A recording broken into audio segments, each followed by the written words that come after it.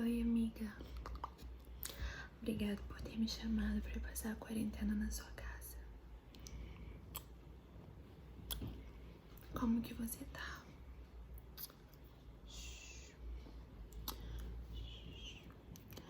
Eu ouvi dizer que você não tá tão bem assim, né? Tá se sentindo desanimada, pra baixo. Bom, agora que eu vou ficar aqui na sua casa, a gente pode tentar fazer algumas coisas pra esquecer essa situação que você tá passando, tá bom? Eu tive uma ideia, eu espero que você goste. Eu comprei esse livro aqui, mas eu ainda não li. E eu achei que hoje eu pudesse ler algumas páginas pra você, se você quiser. Você quer?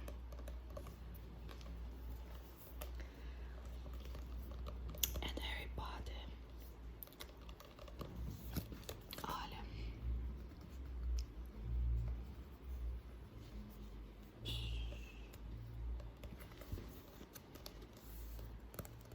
É lindo, né?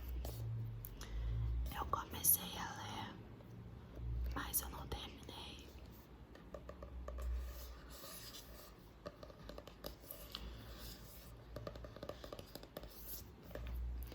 Eu trouxe também algumas comidinhas pra você, se você quiser.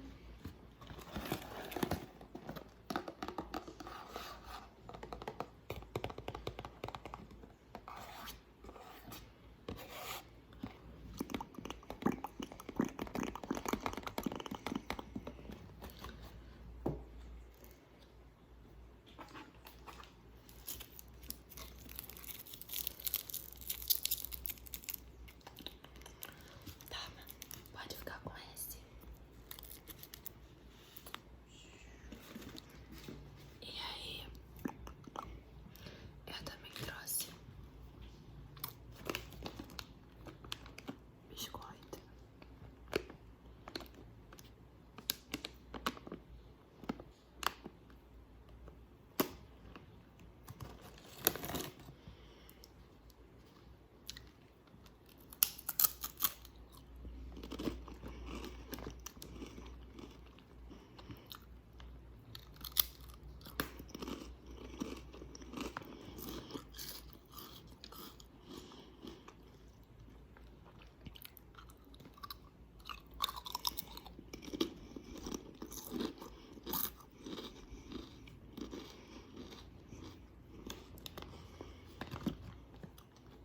Você quer?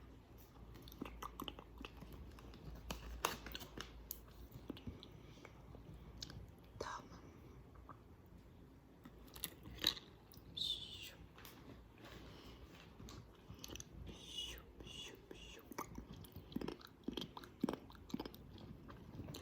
Então, antes da gente começar a ler algumas páginas do livro, eu queria te falar que não importa o que você esteja passando, tudo isso sempre vai passar. Tanto os momentos bons quanto os ruins passam. Passam, passam, passam, passam. Passam, passam. Você nunca fica sentindo a mesma coisa por mais de muito tempo.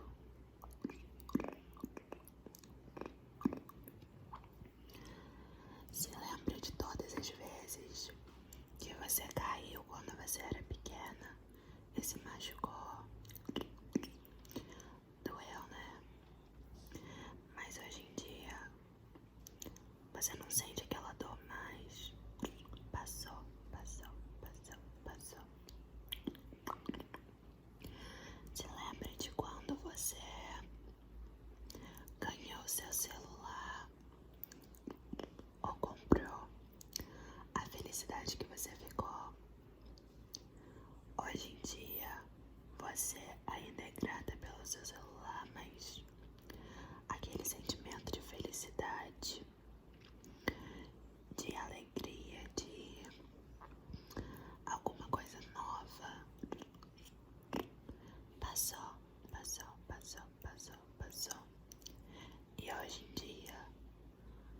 você trata o seu celular normalmente.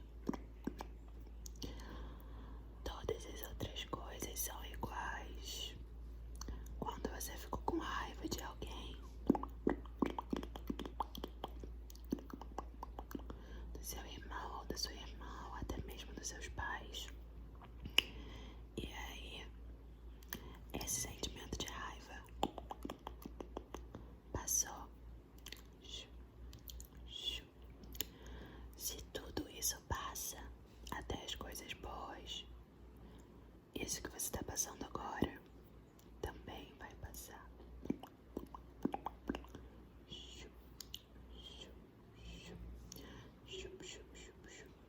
Tudo isso vai passar, tá bom? Você vai ficar bem. Você é forte.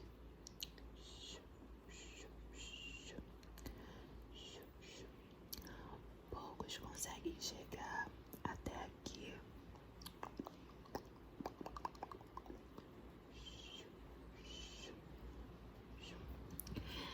Eu espero que o barulho da chuva não esteja te atrapalhando. Tá caindo uma chuva muito forte.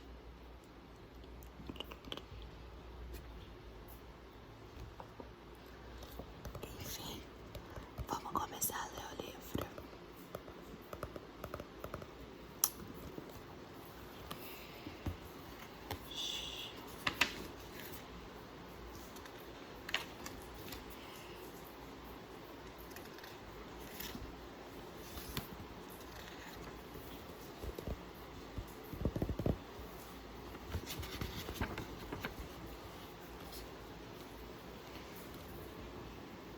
O menino que sobreviveu.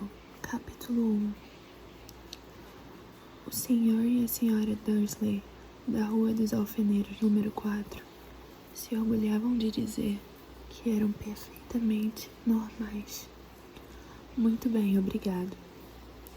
Eram as últimas pessoas do mundo que se esperaria que se metessem em alguma coisa estranha ou misteriosa, porque simplesmente não compactuavam com esse tipo de bobagem. O Sr. Dursley era diretor de uma firma chamada Grunnings, que fazia perfurações. Era um homem alto, corpulento e quase sem pescoço, embora tivesse enormes bigodes. A Sra. Dursley era magra e loira, e tinha um pescoço quase 2 vezes mais comprido do que o normal, o que era muito útil, porque ela passava grande parte do tempo espichando por cima da cerca do jardim para espiar os vizinhos. Os Dursley tinham um filhinho chamado Dudley, o Duda, e em sua opinião não havia garoto melhor em nenhum lugar do mundo. Os Dursley tinham tudo o que queriam, mas tinham também um segredo, e o seu maior receio era que alguém o descobrisse. Achavam que não iriam aguentar se alguém descobrisse a existência dos Potter. A senhora Potter era irmã da senhora Dursley, mas não se viam há muitos anos. Na realidade, a senhora Dursley fingia que não tinha irmã, porque esta e o marido imprestável eram o que haviam de menos parecido com os Dursley. Eles estremeciam só de pensar o que os vizinhos iriam dizer se os Potter aparecessem na rua. Os Dursley sabiam que os Potter tinham um filhinho também, mas nunca o tinham visto. O garoto era mais uma razão para manter os Potter à distância. Eles não queriam que Duda se misturasse com uma criança daquelas.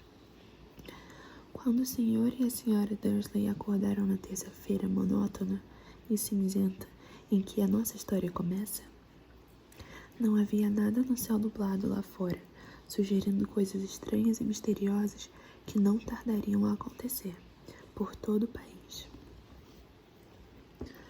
O Sr. Dursley cantarolava ao escolher a gravata mais sem graça do mundo para ir trabalhar, e a senhora Dursley fofocava alegremente enquanto lutava para encaixar um Duda aos berros na cadeirinha alta.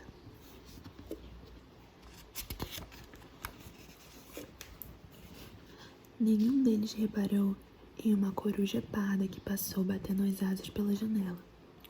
Às 8h30, o Sr. Dursley apanhou a pasta, deu um beijinho no rosto da Sra. Dursley e tentou dar um beijinho de despedida em Duda, mas não conseguiu, porque na hora, Duda estava tendo um acesso de raiva e atirava o cereal nas paredes.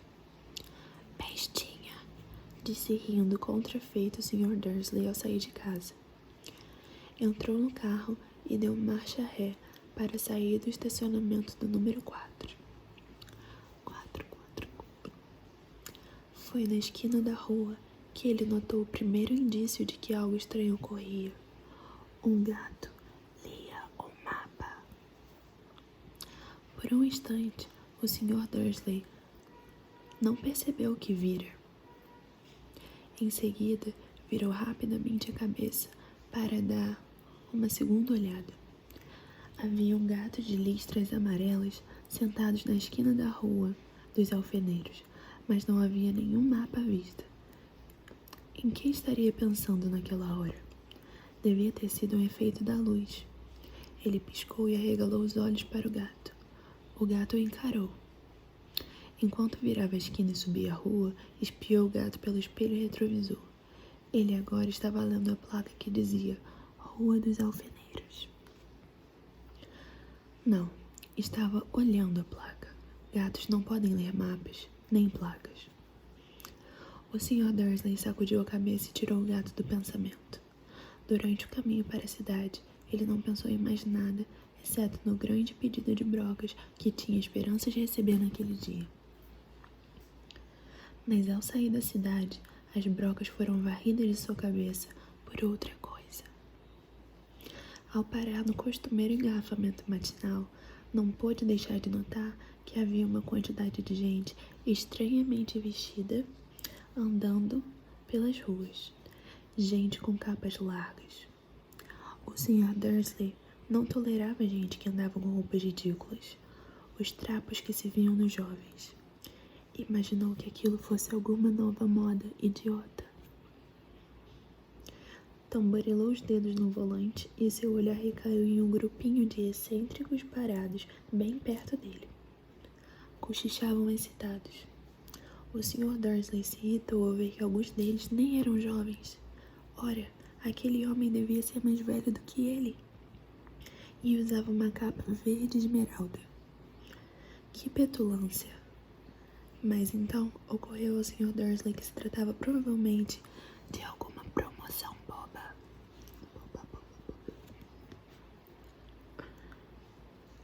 Essas pessoas estavam, obviamente, arrecadando alguma coisa. Devia ser isso. O tráfego avançou e, alguns minutos depois, o Sr. Dursley chegou ao estacionamento da Grunnings, o pensamento de volta às brocas. O Sr. Dursley sempre sentava de costas para a janela em seu escritório, no 9º andar. Se não o fizesse, talvez tivesse achado mais difícil se concentrar em brocas aquela manhã. Ele não viu as corujas que voavam velozes em plena luz do dia. Embora as pessoas na rua as vissem, elas apontavam e se espasmavam enquanto a coruja atrás de coruja passava no alto. A maioria jamais vira uma coruja, mesmo à noite. O Sr. Dursley, porém, teve uma manhã perfeitamente normal. Sem corujas. Gritou com 5 pessoas diferentes, deu vários telefonemas importantes e gritou mais um pouco. Estava de excelente humor até a hora do almoço, quando pensou em esticar as pernas e atravessar a rua para comprar um pãozinho doce na padaria de frente. Esquecera completamente as pessoas de capa, até passar por um grupo delas próximo à padaria. Olhou-as com raiva ao passar. Não sabia o porquê, mas elas os deixavam nervoso. Essas cochichavam agitadas também, mas ele não viu nenhuma latinha de coleta. Foi ao passar por elas na volta, levando uma grande rosca açucarada em um saco, que ouviu algumas palavras que diziam: "Os Potter, é verdade, foi o que eu ouvi. É, os filhos dele, o Harry." O Sr. Dursley parou de repente. O medo o invadiu. Virou a cabeça para olhar as pessoas que cochichavam como se quisesse dizer alguma coisa, mas pensou melhor. Atravessou a rua depressa, correu para o escritório. Disse rispidamente à secretária que não o incomodasse. Agarrou o telefone e quase terminara de discar o número de casa quando mudou de ideia. Pôs o fone no gancho e alisou os bigodes, pensando. Não, estava agindo como um idiota. Potter não era um nome tão fora do comum assim. Tinha certeza de que havia muita gente chamada Potter com um filho chamado Harry. Pensando bem, nem sequer tinha certeza que o sobrinho tivesse o nome de Harry. Jamais vira o menino. Talvez fosse Ernesto ou Eduardo. Não tinha sentido preocupar a senhora Dursley. Ela sempre ficava tão perturbada à simples menção da irmã. Não a culpava. Se ele tivesse uma irmã como aquela... Mas mesmo assim, aquelas pessoas de capa... Achou bem mais difícil se concentrar nas brocas aquela tarde. E quando deixou o edifício às 5 horas, continuava tão preocupado que deu um encontrão em alguém parado ali à porta. Desculpe, murmurou, quando o velhinho cambaleou e quase caiu. Levou alguns segundos até o Sr. Dursley perceber que o homem estava usando uma capa roxa. Não parecia nada aborrecido por ter sido quase jogado ao chão. Ao contrário, seu rosto se abriu um largo sorriso e ele disse numa voz esganiçada que fez os passantes olharem. Não precisa pedir desculpas, caro senhor, porque nada poderia me aborrecer hoje. Alegre-se, porque você sabe quem finalmente foi-se embora. Até trouxas como o senhor deveriam estar comemorando um dia tão feliz. E o velho abraçou o Sr. Dursley pela cintura e se afastou.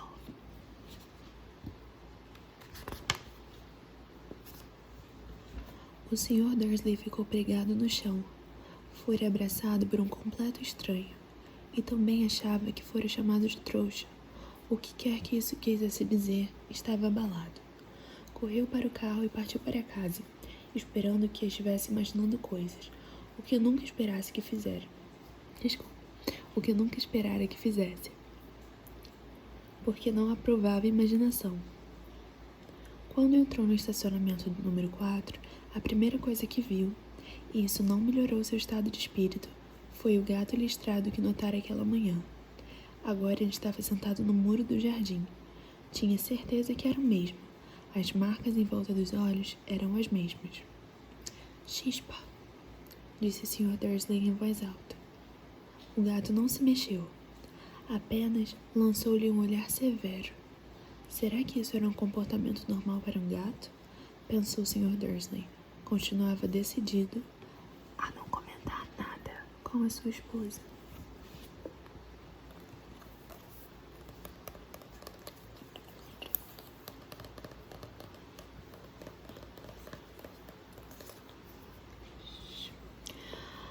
Eu espero que você tenha gostado. Se você precisar de alguma coisa,